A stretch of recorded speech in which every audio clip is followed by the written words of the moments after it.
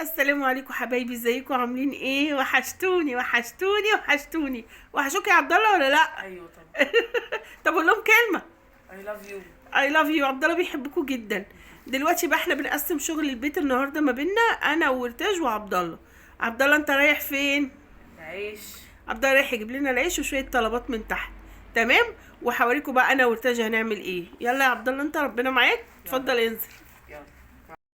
هنا بقى قمنا اول حاجه بنشيل البطاطين والبتاع ده والملايات اهي عشان تتغير بقى، وعايزه البطاطين تتغسل. اول حاجه كده اهي في البيت كده يا فتحي عليم لسه. هنا بقى هنتني المراتب هنتني بقى كده المراتب عشان نعدل. طبعا جوجو حبيبتي بتساعدني عشان نشوف الخشب تحت بيبقى معوج شويه. هنعدل كل ده براحه ارتجها طيار الشاشه. اعدلي بقى الخشب ده المعوج.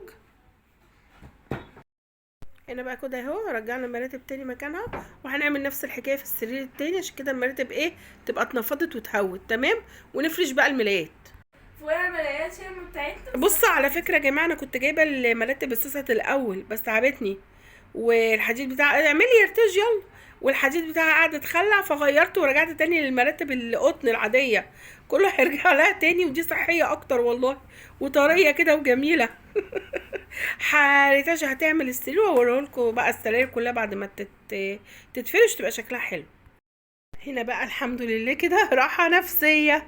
بصوا السراير اتفرشت اهي. تمام. هننزل بقى انا البطاطين اللي كانت مفروشه شلتها عشان تتغسل. هنفرش بقى البطاطين الجديده دلوقتي التانية يعني نضيفه قصدي. تمام. وهوريكم بقى السراير. هنا بقى ارتجا تفتح تطلع البطاطين خفيفه كده فرداني، بحطها تحت اللحاف عشان تدفيهم. طلعي واحده هنا وواحده للسرير عبد الله ارتجا يلا. ماشي. انا بصور السرير ده عشان الاضاءه بتاعت البلكونه مخيلاني مش عارفه اصور هناك. يلا وهي على تانيتها كده بقى حطيها. سيبيها دي.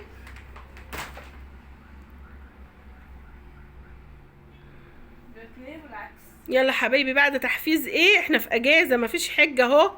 تحفيز للبنوتات الجميلات كده اللي زي ريتاج في سنها كده، يقوموا يلا ويساعدوا ماما، طبعا تحت اشراف ماما، او لو هما بقى بيعرفوا يشتغلوا يبقى تمام كده. المفروض كل حطيت ده تحت المخدات. مش مهم مش مهم. مش فاهم. ما دي مش دفايه، ما اصل هما بيتغطوا بالبطاطين وعليها اللحافه، والبطاطين زي ما انتم شايفين متنيه على 2 واللحافه على 2، فبيبقى دفا بقى مش محتاج تحتيه دفايه. طبعا 4 4 غطيان شوط. بس انا مش بحب اتغطى من التلج. يعني انا مش عارفه اقول لكم عامله ايه عندي من كتر السقعه، عندنا سقعه تلج فما كانش كده مش هيتدفوا يعني.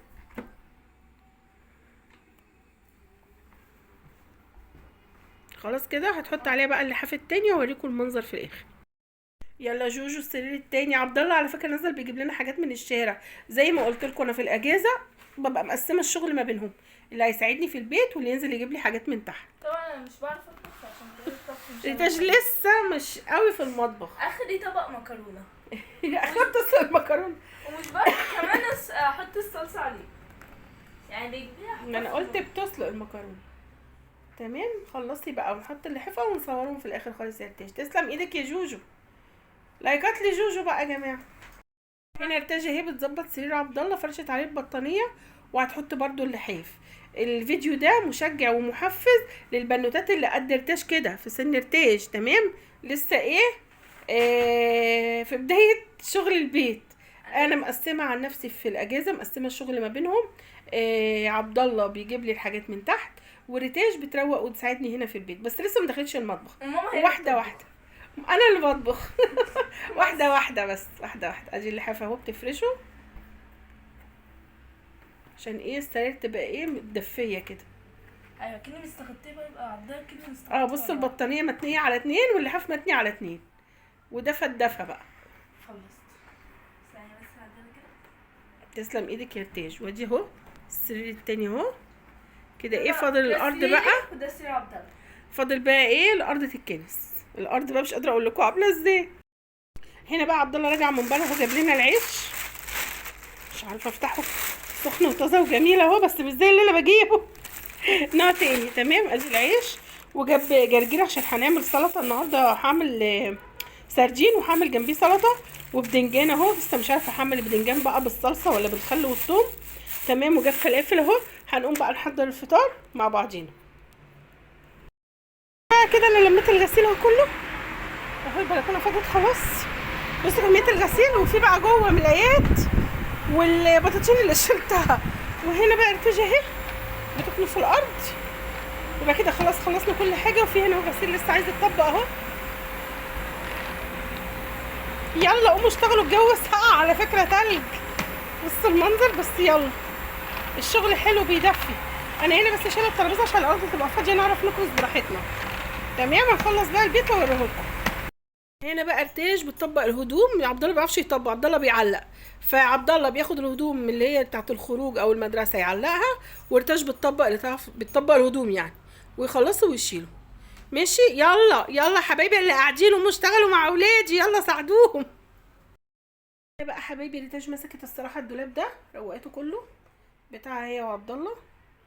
تمام. هنا كان تحت الكراسات السبلايز اللي كنا جايبينهم، علقتهم. هدومها كانت متفركشه ومتكعبله علقتها. تمام. كده خلصنا الدولاب هنا كده. وادي هما بقى قاعدين ظهرك يا عبد الله، قاعدين بقى على التبالت في الدفا خلاص بعد ما الدنيا اتروقت اهي ونضفت زي الفل. ريتاج خلاص روح بينا.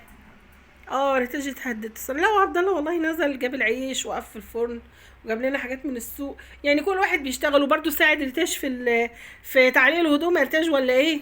علق التيشيرت بتاعه. علق الهدوم بس اللي تتعلق، وانت طبقتش اللي بتطبق. بس ارتاج اخدت بقى الدولاب زياده عليها. خلاص يلا بينا بقى على المطبخ يا حبايبي نشوف ايه هنعمل ايه. وانتوا مش عايزه صوت. ماشي يا ارتاج؟ عبد الله مش عايزه زعيق، مش عايزه كلام. ماشي. معاكم تبالتكم بسماعاتكم بدفاياكم الدفا اهو واللحاف والدنيا هنا. خلاص اقوم انا بقى اشوف اللي ورايا. ممكن هنا بقى حبيبي دخلت على المطبخ. للاسف لقيت الميه ضعيفه جدا، فغسلت بسرعه البوتاجاز. وطبعا هنا محضره الاكل اللي هعمله والرخامات. وهنا حوشت شويه ميه عشان لو قطعت خالص يبقى عندي ميه. وجهزت بقى الاكل هنا. تبلت السردين اهو، وغسلت الرز وصفيته. والبدنجان برضو كنت عارف شويه ملح يعني قطعته وحطيت له شويه ملح عشان ما يشربش زيت. تمام. فغسلته برضو وصفيته. كل ده لحقت نفسي قبل ما الميه تروح. تمام. ودي كمان البصل هي قطعتها.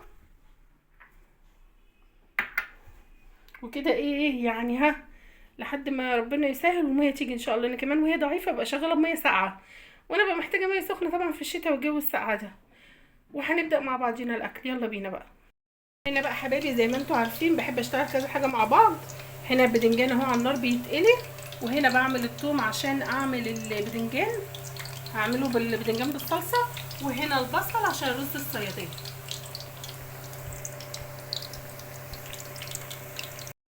هنا بقى حبايبي اهو الرز اللي عملته.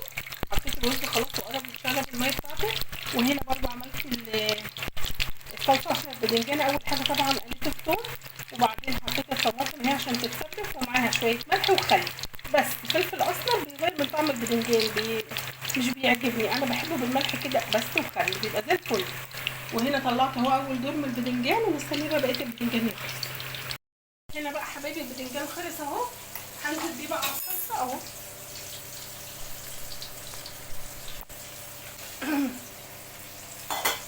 هنزله على الصلصه بتاعت البدنجان بتاعته يعني، واسيبه ياخد فيها غلوه. هي لسه ايه ما اتسبكتش، اسيبه عشان يتشرب بطعمها.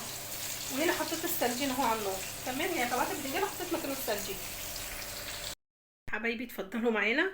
ادي السردين، رز صياديه، السلطه. تمام. ودي البدنجان، بقيه السردين. كده خلصنا يومنا خلاص. تمام. لايكات بقى للاطباق والاكل الجميل ده. ماشي حبايب قلبي، مع السلامه.